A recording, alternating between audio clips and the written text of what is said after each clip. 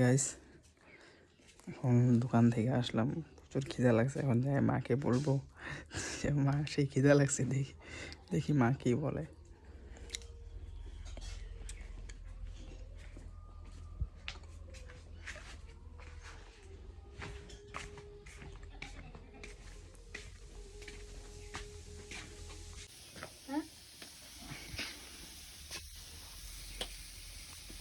খিদা লাগছে, দে কটা খা, ওটা তো খাও দে।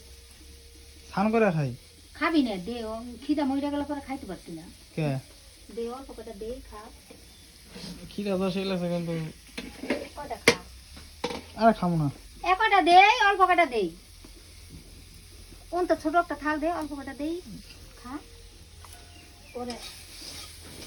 এখন খাবো না। আরে খিদাটা হয়ে গেলে পরে খাওয়া ভালো লাগতো না। কি ভালো লাগতো না? দে খিদা কি হয়েছে? রান্নাই না হয় না তোমার? রান্না ওই যে কচু ভাজা হয়েছে, খাবো।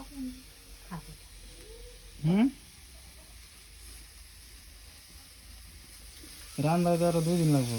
হ্যাঁ সেটা জান দিও পাইছি, ভূত পাইবা কি? না, আমি তো ভোট পাই না। ভূত পাইলে তো তাইলে কামড়াইতেছে খিদা। কিছুই খাস নাই? কই খাইলাম? কিছুই খাস নাই? খায় দোকান থেকে।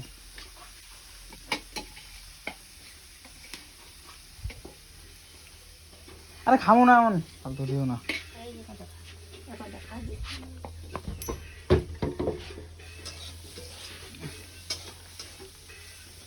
তুমি খাইছ?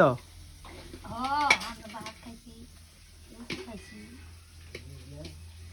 আমরা রুটি খাইয়া দানু পাইছি, দানু বাইয়া ইয়া করে খাইছি। আবার এই ধান হুবাইলাম। জল দাও। কি দিয়ে খামো? খায়া দেখ কি দিয়ে খাবি, মানে লেন দিয়ে আরো ভালো লাগে বেশি।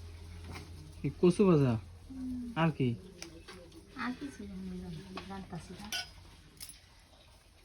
কচু ভাজা, মরিচ, লবণ। বললাম যে পকোড়া বানাও। ওখানে সময় নাই।